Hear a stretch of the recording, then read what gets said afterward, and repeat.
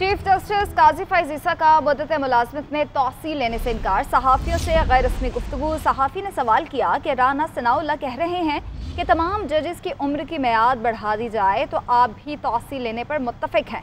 Chief justice ने कहा कि राना सनाउल्लाह को मेरे सामने ले आए। एक इजलास में आज़म नज़ीर, जस्टिस मंसूर और अटॉर्नी जनरल थे, राना सनाउल्लाह नहीं थे। बताया गया कि तमाम चीफ जस्टिस साहिबान की मुद्दत मुलाजमत में तौसी कर रहे हैं। मैंने कहा बाकियों की कर दें, मैं कबूल नहीं करूँगा। सुप्रीम कोर्ट में नए अदालती साल के आगाज पर फुल कोर्ट रेफरेंस से खिताब के बाद चीफ जस्टिस काजी फैज़ ईसा ने सहाफ़ियों से गैर रस्मी गुफ्तगू में तौसी लेने से इनकार कर दिया। सहाफ़ी ने सवाल किया कि राना सनाउल्लाह साहब कह रहे हैं कि अगर तमाम जज साहिबान की उम्र बढ़ा दी जाए तो आप भी एक्सटेंशन लेने पर मुत्तफिक हैं। चीफ जस्टिस ने जवाब दिया कि राना सनाउल्लाह साहब को मेरे सामने ले आए। एक मीटिंग हुई थी जिसमें वज़ीर कानून आज़म नज़ीर तारड़, जस्टिस मंसूर अली शाह साहब और अटॉर्नी जनरल मौजूद थे। इस मीटिंग में राना सनाउल्लाह मौजूद नहीं थे। बताया गया तमाम चीफ जस्टिस की मुद्दत मुलाजमत में तौसी कर रहे हैं। मैंने कहा बाकियों की कर दे, मैं कबूल नहीं करूँ। मुझे तो ये भी नहीं पता कि कल मैं जिंदा रहूंगा भी या नहीं। जजिस के खत का मामला समाअत के लिए मुकर्रर ना होने से मुतालिक सवाल पर चीफ जस्टिस पाकिस्तान का कहना था 6 जजिस के खत का मामला कमेटी ने मुकर्रर करना है। जस्टिस मुसरत हिलाली नासाजी तबियत के बाइस नहीं आ रही, जिस वजह से बेंच तश्कील नहीं पा रहा था। नए अदालती साल के अहदाफ से मुतालिक सवाल के जवाब में चीफ जस्टिस पाकिस्तान ने कहा कि केस मैनेजमेंट सिस्टम में बेहतरी लाएंगे। करने के लिए बहुत कुछ है। अदालती साल के आगाज़ पर फुल कोर्ट रेफरेंस से खिताब में चीफ जस्टिस ने कहा, पहले बेंच देखकर बता दिया जाता था कि केस का फैसला क्या होगा। अब तो मुझे खुद पता नहीं होता कि मेरे दाएं बाएं कौन से जज केस सुनेंगे।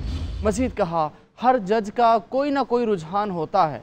अब चीफ जस्टिस नहीं, कमेटी मुकदमा समाअत के लिए मुकर्रर करती है। प्रैक्टिस एंड प्रोसीजर एक्ट के ज़रिए मुकदमात समाअत के लिए मुकर्रर किए जाते हैं। फैसला मफरूज़ों पर नहीं, शवाहिद पर होता है।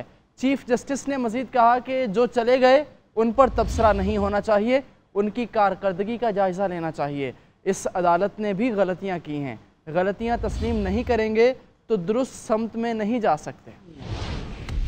हर इदारे में बेहतरी की गुंजाइश होती है। पहले बेंच देखकर बता दिया जाता था कि इसका फैसला क्या है। अदालत उस्मा से गलतियां भी हुई हैं जिनका एतराफ़ किया गया। सुप्रीम कोर्ट ने कई अहम फैसले किए हैं। चीफ जस्टिस काजी फैज़ ईसा का खिताब। चीफ जस्टिस काजी फैज़ ईसा कहते हैं, उन्होंने अपना ओहदा संभालने के बाद फुल कोर्ट इजलास बुलाया। 4 साल से तमाम जजेस एक साथ नहीं बैठे थे। नए अदालती साल के आगाज पर फुल कोर्ट रेफरेंस से खिताब में उन्होंने कहा कि हमने अवामी अहमियत के हामिल मुकदमात को बराह रास्त नशर करने का फैसला किया। जो पहला काम मैंने किया वो फुल कोर्ट बुलवाया। उस मीटिंग में ये फैसला हुआ कि जो अवामी अमूर के अहम मुकदमे हैं उनको हम खुद नशर करें। चीफ जस्टिस सुप्रीम कोर्ट ने यकीनन हर इदारे में बेहतरी की गुंजाइश हो सकती है। देखा जाए क्या पहले से बेहतरी और शफाफियत आई है या नहीं। पहले तो बेंच बनते ही इल्म हो जाता था कि फैसला क्या होगा। रजिस्ट्रार के पास मुकदमात की समाअत मुकर्रर करने का इख्तियार है। हर तरीके से हमें देखना है कि शफाफियत आई है, शफाफियत कम हुई है, शफाफियत ख़त्म हुई है। पहले कहा जाता था कि मुकदमे लगने से पहले हमें पता है कि फैसला क्या होता है। अब तो मुझे खुद पता नहीं होता है कि मेरे साथ दाएं बाएं तरफ जो लोग जज साहिबान बैठे हैं वो क्या फैसला करेंगे।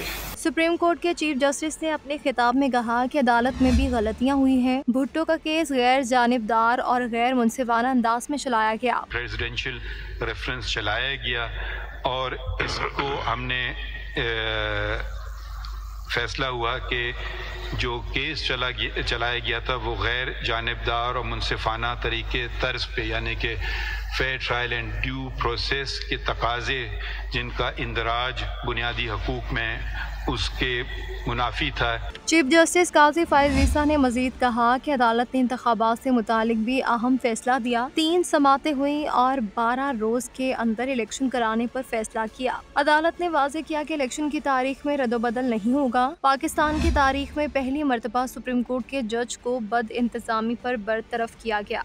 खबर देंगे वज़ीर आला KP अली अमीन गंडापुर का सहाफ़ियों से मुतल्लिक़ बयान। सेनेट और कौमी असम्बली से सहाफ़ियों ने वॉकआउट कर दिया। Chairman PTA barrister Ali Gauhar और opposition leader Umar Ayub press gallery में पहुंच गए और नून लीग के chief whip doctor Tariq Fazal Chaudhry भी प्रेस गैलरी में पहुंच गए।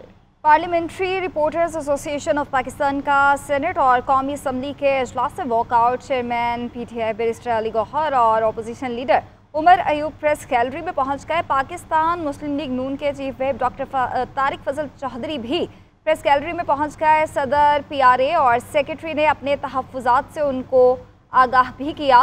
वज़ीर आला खैबर पख्तूनख्वा अली अमीन गंडापुर का सहाफ़ियों से मुताल्लिक बयान पर सेनेट और कौमी असम्बली से सहाफ़ियों ने वॉकआउट कर दिया, जबकि chairman PTI barrister Ali Gauhar और opposition leader Umar Ayub press gallery में पहुंच गए थे। सदर PRA और सेक्रेटरी ने अपने तहफ़्फ़ुज़ात से वफ़द को आगाह भी किया। वज़ीर आला KP अली अमीन गंडापुर का सहाफ़ियों से मुताल्लिक बयान और सहाफ़ियों ने वॉकआउट किया है आज इजलास से। और सेनेट और कौमी असम्बली के इजलास आज एक साथ स्टार्ट हुए और दोनों इजलासों से वॉकआउट किया गया सहाफ़ियों की जानिब से। Chairman PTI barrister Ali Gauhar और opposition leader Umar Ayub press gallery पहुंचे, जहां पर उन्होंने सहाफ़ियों से बात की। और नून लीग के chief whip doctor Tariq Fazal Chaudhry भी प्रेस गैलरी पहुंचे, जहां पर सहाफ़ियों को अपने इत्तेमाद में लिया।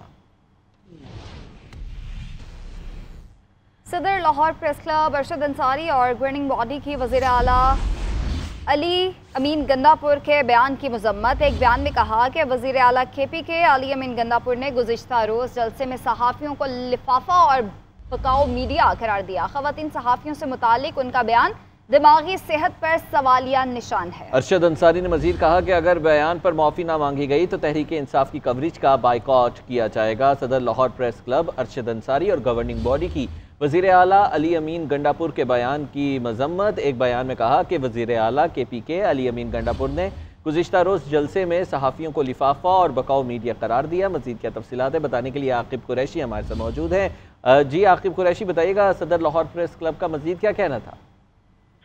जी बिल्कुल, गुज़श्ता रोज़ जलसे में वज़ीर आला KP के अली अमीन गंडापुर की तरफ से सहाफ़ियों के बारे में नज़ेबा अल्फाज और उन पर जो है इल्ज़ाम लगाने के मामले पर लाहौर प्रेस क्लब के सदर अरशद अंसारी का बयान सामने आया है। उन्होंने कहा है कि प्रेस क्लब के अली अमीन गंडापुर को एहसास होना चाहिए कि वो एक अहम और ज़िम्मेदार ओहदे पर फाइज हैं। जलसे में सहाफ़ियों पर लगाए गए इल्ज़ामात और ख़ातून सहाफ़ियों के बारे में तंज़िया रमास उनकी दिमागी सेहत पर सवालिया निशान है, जबकि लाहौर प्रेस क्लब की तरफ से जो है वज़ीर आला KP के को जो है माफ़ी का मुतालबा किया गया है। उन्होंने जो कहा है कि इन्हें चाहिए कि जिन सहाफ़ियों को पैसे देते हैं या जो सहाफ़ी ब्लैकमेल करते हैं उनके नाम सामने लाएं, वरना लाहौर प्रेस क्लब हर फोरम पर एहतजाज का हक इस्तेमाल करेगा। रियासती जिम्मेदारान को चाहिए कि ऐसे गैर संजीदा रवैये पर उनको लगाम डाली जाए।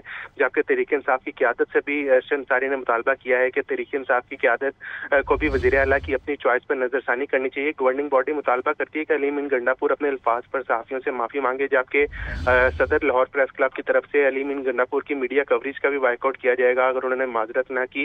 साथ उन्होंने ये भी कहा कि किसी सूरत लाहौर में उनकी किसी तकरीब की मीडिया कवरेज नहीं होने देंगे। अली अमीन गंडापुर ने जो अल्फाज इस्तेमाल किए वो इस ओहदे के शहनशाह नहीं, उन्हें हर सूरत अपने अल्फाज पर माजरत करनी चाहिए। जी बहुत शुक्रिया आकिब। और चेयरमैन तहरीक इंसाफ बैरिस्टर गौहर ने वज़ीर आला KP अली अमीन गंडापुर के सहाफ़ियों से मुतालिक बयान पर गैर मशरूत मुआफ़ी मांग ली। कहा वज़ीर आला का मकसद किसी की दिल आज़ारी नहीं था। जिन सहाफ़ियों की उनके बयान से दिल आज़ारी हुई मैं उनसे मुआफ़ी मांगता हूँ। अदरवाइज मेरा ख्याल है सारे जर्नलिस्टों को नहीं रेफ़र किया, लेकिन जिन जर्नलिस्टों की उनसे दिल आज़ारी हुई है तो मैं अनकंडीशनल अपॉलॉजी करता हूँ। उनका मकसद हरगिज़ किसी नहीं था कि आप लोगों के बारे में कुछ ऐसे अल्फाज बोलें। उन्होंने शायद कि एक आध का जिक्र किया है या जिसका पहले से हमारा कोई बॉयकॉट था, लेकिन अदरवाइज़ जनरली जो जर्नलिस्ट हैं हम बड़ा रिगार्ड करते हैं। आप सख्त वक्त में हमारे साथी हैं और आप मुल्क की खिदमत कर रहे हैं। आपको सारे उसको जो सेकंड वर्जन होता है वो भी लाना आपकी जिम्मेदारी है। तो हम आपकी सर दूसरी बात जो उन्होंने तो क्या ये किसी आप तसादुम की तरफ जा रहे हैं? पॉलिटिक्स हम कोई तसादुम की तरफ नहीं जाते हैं और तसादुम की तरफ जाना था और ख़ुद रिहा करना होता तो हम पहले इस किस्म की स्टेटमेंट देते। जलसे में जब स्टेटमेंट दी जाती तो वो होता ही रहता है। इस तरह नहीं है कि हम जाएंगे और खुदा न खास्ता कुछ ऐसे इक़दाम करेंगे, ऐसा नहीं है। लेकिन उन्होंने जिस तनाजुर में कहा है, देखिए लोगों का बहुत ज़्यादा प्रेशर है और बहुत अरसा हो गया, आज भी खान साहब की कोई कन्विक्शन नहीं है और आज भी किस केस में आपने उसको रखा हुआ है, नेब के केस जो बेसिकली ख़त्म हो चुके हैं। तो इसलिए लोगों के पास भी एक इस्तराब है और उनकी कोशिश यही है कि बस 2 वीक्स इज़ टू मच। तो आप करें, कोशिश करें कि अदलिया ही करे और हमें जो भी रिलीफ मिलेगा इंशाल्लाह अदलिया से मिलेगा।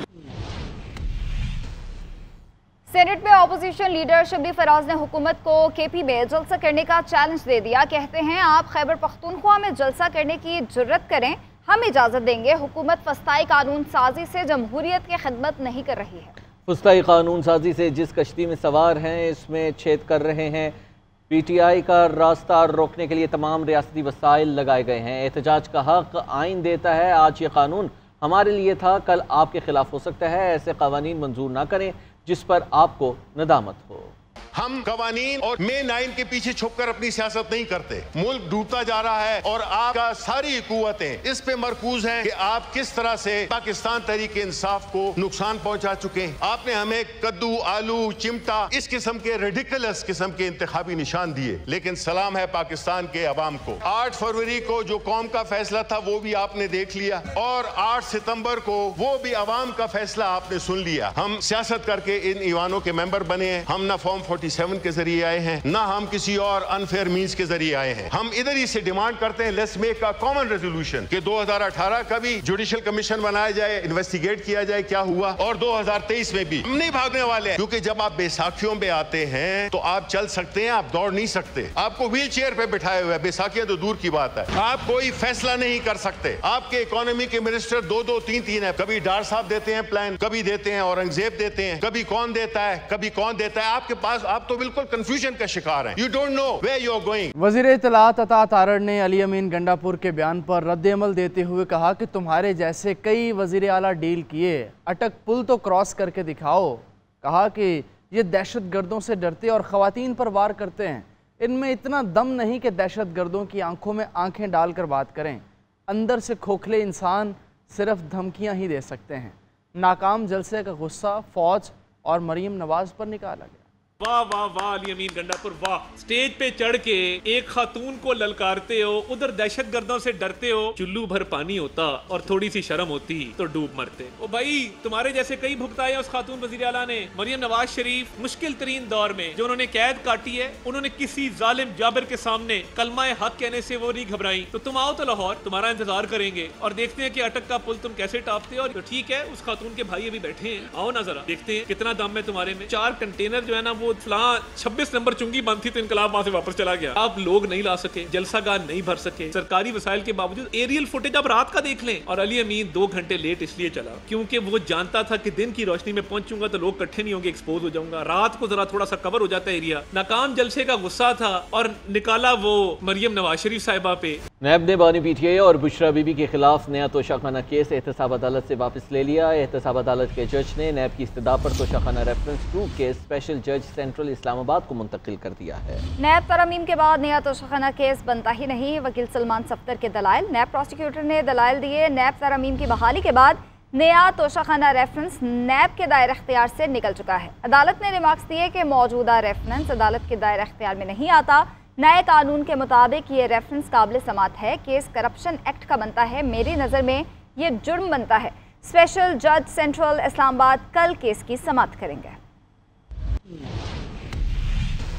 वज़ीर आला पंजाब मरीम नवाज और मुस्लिम लीग नून के सदर नवाज शरीफ का शेखुपुरा के नवाहे सफ़ायर बेग का दौरा। दोनों रहनुमाओं ने आम लोगों से ज़बरदस्ती ज़मीनें लेने की अवामी शिकायत पर नापसंदीदगी का इजहार किया। रोडा प्रोजेक्ट में आने वाली कच्ची आबादियों को मुनासिब मकामात पर मुंतकिल करने का भी हुक्म दे दिया। मज़ीद तफसीलात बताएंगे लाहौर से हमारे नुमाइंदे फसीउल। वज़ीर आला मरियम नवाज और नवाज शरीफ की सफ़ायर बे आमद। दोनों रहनुमाओं ने सफ़ायर बे पर तामीराती सरगर्मियों का जायजा लिया। River training works and barrage site का भी दौरा किया। दोनों रहनुमाओं ने रोडा प्रोजेक्ट के लिए लोगों से जबरदस्ती जमीनें लेने की अवामी शिकायत पर इजहार नापसंदगी किया और थर्ड पार्टी ऑडिट कराने की हिदायत की। रोडा प्रोजेक्ट में आने वाली कच्ची आबादियों को मुनासिब मकामात पर मुंतकिल करने का हुक्म दिया। तामीराती मेयार की मॉनिटरिंग के लिए खसूसी टीम तश्कील देने की तजवीज़ पर इत्तफाक किया गया। मरियम नवाज और नवाज शरीफ को river training work development plan के बारे में तफसीली ब्रीफिंग दी गई, जिसमें बताया गया कि रूडा प्रोजेक्ट में 36% एरिया जंगलात और सरसब्ज के लिए मुख्तिस होगा। साइफन ता हडियारा ड्रेन 40 किलोमीटर तवील 3 रोया सड़क बनाई जाएगी। रावी रिवर फ्रंट प्रोजेक्ट में 3 बैराज भी बनाए जाएंगे। अहम कानून साजी के लिए वज़ीर आज़म शहबाज शरीफ मुतहर्रिक हो गए। वज़ीर आज़म आज इत्तेहादियों के एजाज़ में इशाइया देंगे। सियासी सूरत हाल और मुजवज़ा आइनी तरामीम पर बात की जाएगी। मुस्लिम लीग, पीपल्स पार्टी, MQM और दीगर इत्तेहादी जमातें इशाइये में शिरकत करेंगी।